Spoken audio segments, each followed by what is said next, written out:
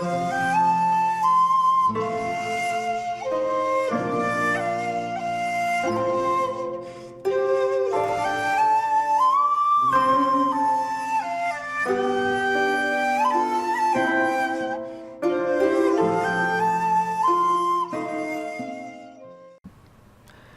there, this is Solitary Ronin from Solitary Ronin Films, and welcome to part 2 of my director series.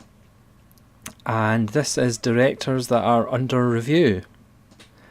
So these are directors that I'm going to need a little bit more time before I do my top 25 director list.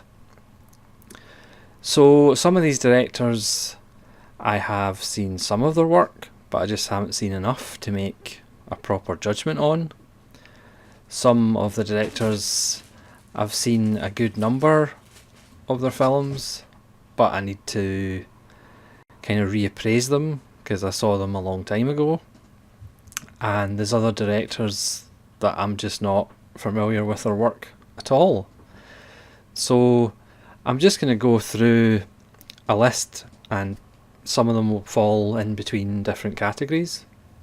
Please let me know in the comments below for the ones that I don't have a lot of experience with. What are the films that you would recommend? What's the films that I should start with? And obviously any abusive comments like, you can't believe that I've never seen films by blankety blank. So like I said, I'm just going to start, and I'll just talk about what category these guys fall into. So the first in the pile is Nicolas Roeg. Now I've seen probably most of his films, but they were a while ago, so I really need to watch them again. So we're talking about Don't Look Now, The Man Who Fell to Earth, Bad Timing, Performance, and any other ones I can dig out. Now I think I have seen all 4 of those films, but I think I need to watch them again because it's been a while. All that I kind of remember from Nicolas Roeg films are the fact that he has a very distinctive visual style, and he doesn't give all the answers away, and he'll focus on things that don't actually have anything to do with the plot or anything, just as little red herrings. So it'll be interesting to watch these again, so I can actually have a more informed opinion of his work. The next one is one that I've seen a couple of, but I haven't seen enough to make a judgment on. Unfortunately, I happen to have a box set. So that's Carl Theodor Dreyer. Again, excuse me, I'm not familiar with all of these films that are on it. I have seen Ordette and Gertrude, but again, that was a long time ago. So looking forward to diving into this box set so I can give a proper opinion on his work, and obviously to see if he gets into the top 25. The next one, people will no doubt give me lots of abuse for not being that familiar with his work, and that's Yasujiro Ozu. If anybody knows, Akira Kurosawa is my favourite director of all time, and therefore my favourite Japanese director. And I know within Japan, and even within the kind of film fan community, Kurosawa is the most Western Japanese film director. So his films do kind of appeal more to Western audiences. They're maybe less about kind of traditional Japanese life. and Ozu and Mizoguchi are perhaps kind of viewed as more kind of Japanese directors than Kurosawa was. So I've only really seen 2 of Ozu's work. I've really liked both of them. Obviously Tokyo Story and Late Spring. I think I prefer Late Spring, slightly edging Tokyo Story. But I have, again, a pile in my backlog, which is quite good. So I've got Late Autumn to catch up on. Obviously Tokyo Story I need to watch again. And Autumn Afternoon.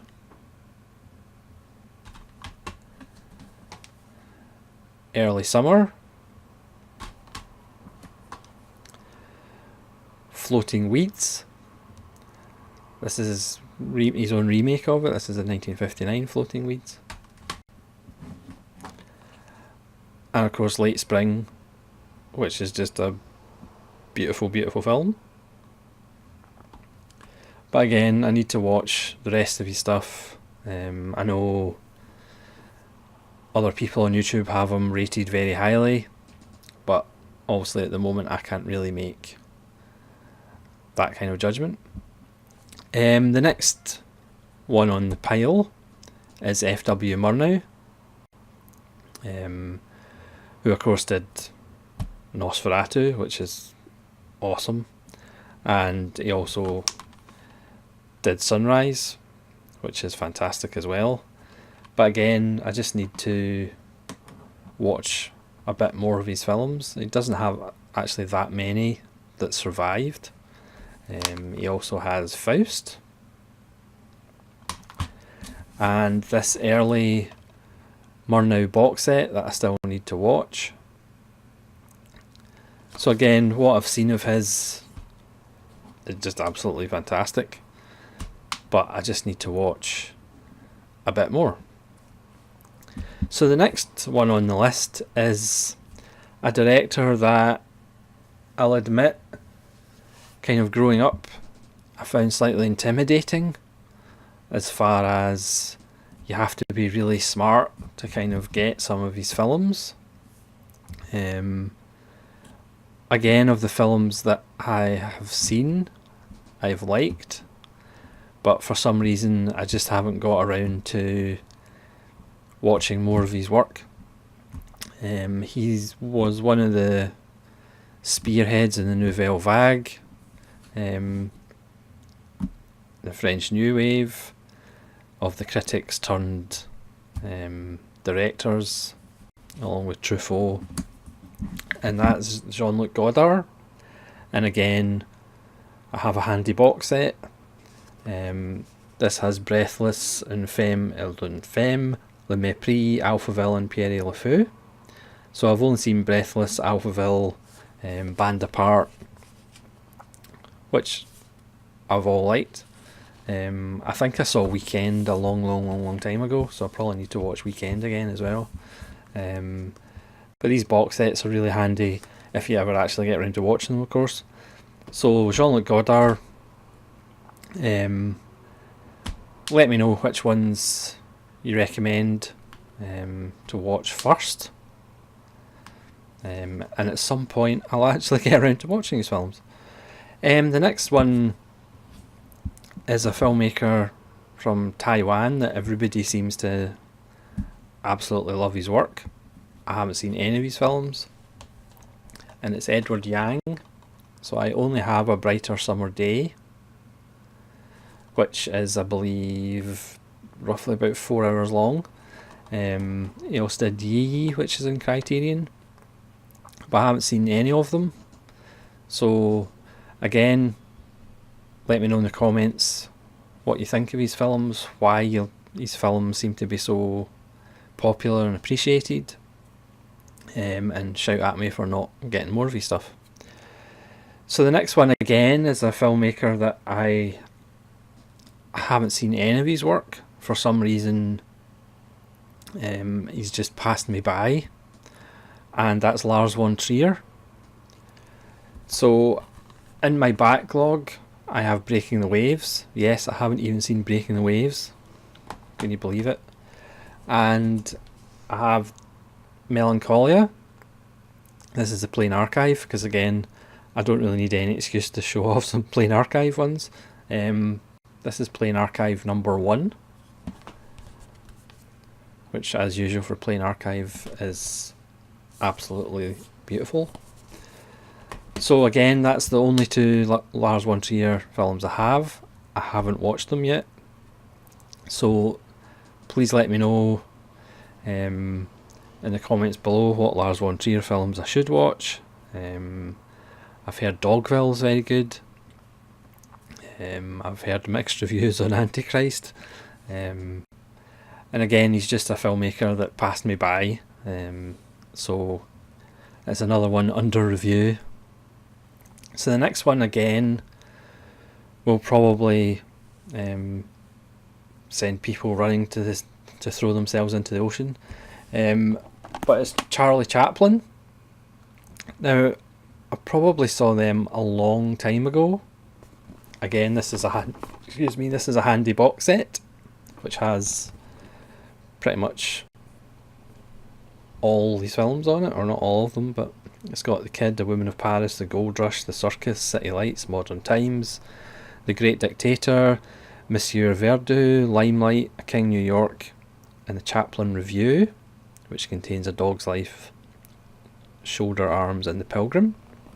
So again, Charlie Chaplin, I probably watched these when I was a lot younger, and I've never gone back to Chaplin.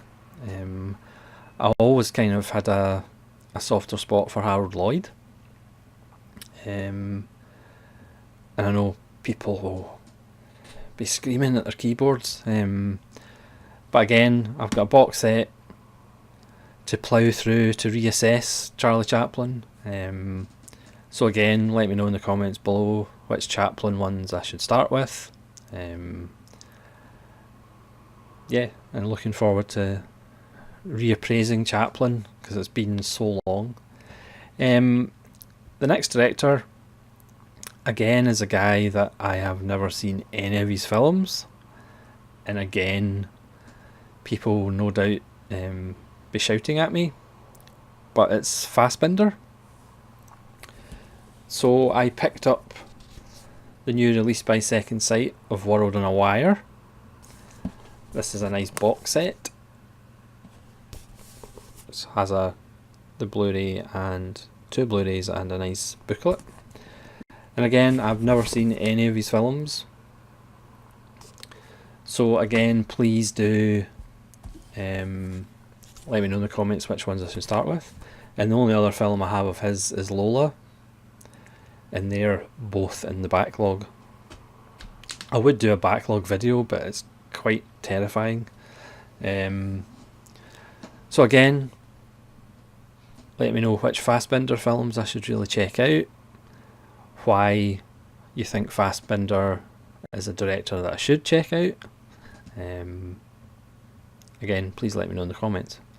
So the next one is probably thanks to Nazarene Productions. I'll try and leave a link to his videos on the next director, and it's Alan Clark, who did a lot of socio-political films and documentaries for the BBC, which were either cut or not shown by the BBC because they were actually too good and too accurate.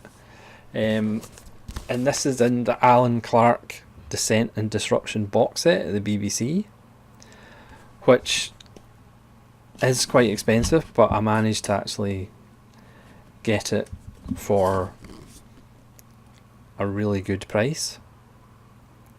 And again, this is in my backlog and I need to really work my way through it, because this contains a bunch of stuff,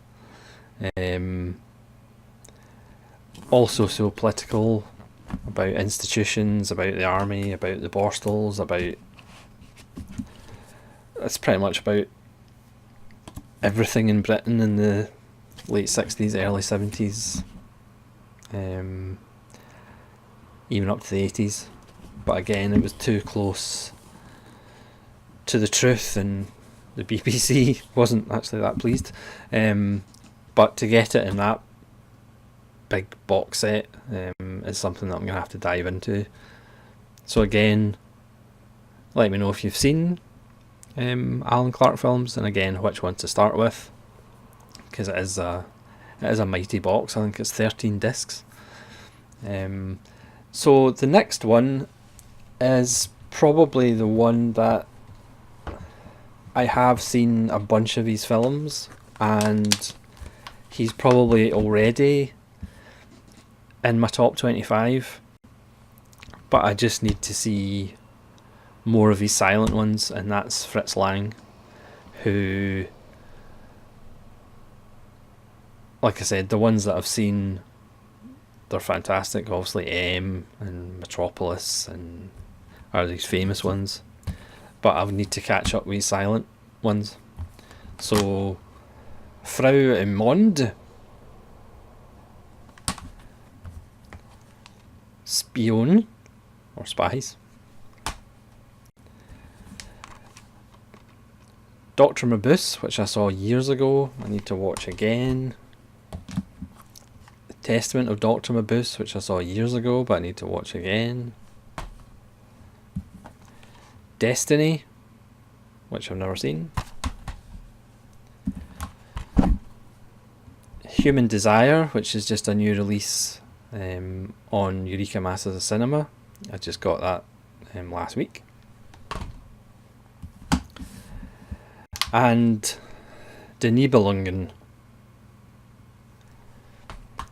So I mean, like I said, Fritz Lang's in the top 25 already, but I just need to catch up in his silent, or more of his silent work, to see how far he goes up the list.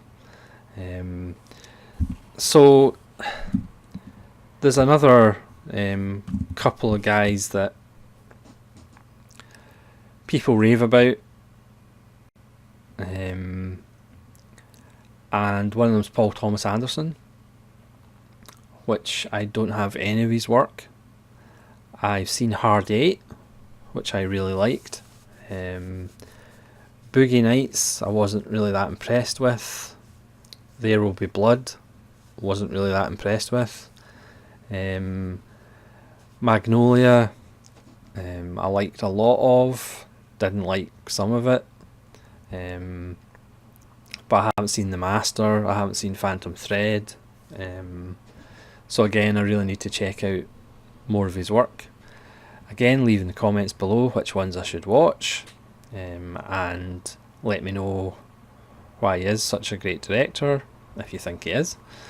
And really the last one is Wes Anderson, who I really like Fantastic Mr. Fox, I really love Isle of Dogs, and I really like Grand Budapest Hotel, but I haven't really seen his earlier work, and I should probably check out his earlier work. So again, I know, like a broken record, but leave in the comments below which Wes Anderson films you would recommend. So I think that's the end of the list. It is quite a long list, and again, you can leave abusive comments for why have I not seen more of these films. Sorry, the other one I should actually mention, who's actually pictured, is Fellini. Sorry, I completely forgot about Fellini. Fellini is a guy that, for some reason, again, I've just completely bypassed. To me, just the kind of subject matter of his films doesn't really seem to interest me that much. But again, please leave in the comments below which Fellini ones, obviously 8.5, but what other Fellini films I should check out, because again, he's just passed me by. There's so many films and so many filmmakers to try and watch. So even although I've been kind of seriously into films probably for 30 odd years, I've completely bypassed Fellini too. So let me know in the comments below why Fellini's so great and what films I should actually watch of his. So that's plenty of homework for you all to do and leave in your comments. Thanks very much for watching this part 2 of my director series. Part 3, again, I'll leave you a little bit of homework. Part 3 is one-hit wonders. So directors that have had one great film and for whatever reason haven't managed to follow that up with any more great films. Again, this will be in my opinion, but I'm sure you're all knowledgeable out there and you'll have your own list. So that's a bit of homework for next week's director series video. So thank you very much for watching. Thanks for your patience. Thank you all who have subscribed. And this is Solitude saying hopefully we'll see you again. Farewell.